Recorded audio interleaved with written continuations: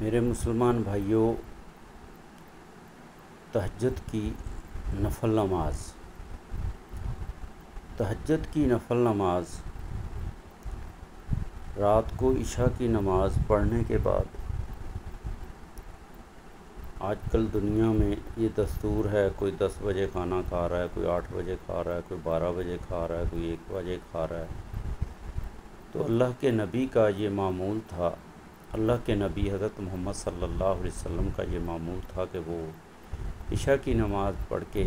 مغرب کی نماز کے بعد کھانا کھاتے تھے، عشاء کی نماز پڑھ کے سو جاتے تھے، پھر 11 بجے 12 بجے 1 بجے ویسے اللہ کے نبی نے فرمایا ہے کہ آخری جو 2 پہر ہیں رات کے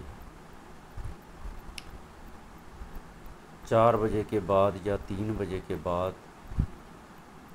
یہ تہجد کا آخری پہر ہوتے ہیں، تو اس ٹائم میرے بھائیوں تہجد کی نماز پڑھ لیا کرو۔ اللہ سبحانہ و تعالیٰ اس ٹائم بہت مہربان ہوتے ہیں، باقاعدہ آواز لگاتے ہیں، فرشتوں سے کہتے ہیں کہ میرے مومن بندوں کو، میرے صالحین بندوں کو، میرے ان لوگوں کو جو گناہ گار ہیں، بد کردار ہیں، ڈوبے ذلت میں ہیں، ان کو بولو کہ اس ٹائم مجھ سے اپنی مغفرت کی دعا مانگیں، اپنی ہدایت کی دعا مانگیں، بچوں کی صحت کی دعا مانگیں، اپنی صحت کی دعا مانگیں، دنیا میں کامیابی کی، دنیا کی اوپر رحمت کی دعا مانگیں۔ تو میرے بھائیوں، اللہ تعالیٰ فلسطین کو آزاد کر دے، تمام روئے زمین کے مسلمانوں کی مدد فرمائے۔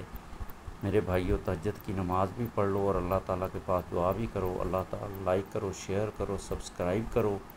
میرے بھائیوں اس ویڈیو کو تمام روئے زمین کے مسلمانوں تک پہنچاؤ، اور جو بھی مسلمان بھائی ان کو اللہ تعالیٰ نے صحت دی ہے، تندرستی دی ہے، تہجد کے ٹائم اللہ تعالیٰ سب کو توفیق دے۔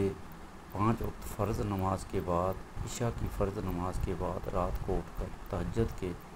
2 4 6 8 نفل پڑھ لیا کریں۔ میرے بھائیوں اس کی بڑی برکت ہے، اللہ تعالیٰ کا قرب نصیب ہوتا ہے، اللہ تعالیٰ کی رحمتیں نصیب ہوتی ہیں، اللہ تعالیٰ سے جو دعائیں مانگیں اللہ تعالیٰ قبول فرماتے ہیں۔ اللہ تعالیٰ کے پاس دعائیں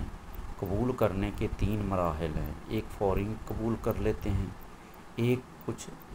عرصے کے بعد قبول کرتے ہیں، اور ایک آخرت میں قبول کریں گے۔ اللہ تعالیٰ سب کو سمجھ دے، عقل دے، ہدایت دے، آمین ثم آمین۔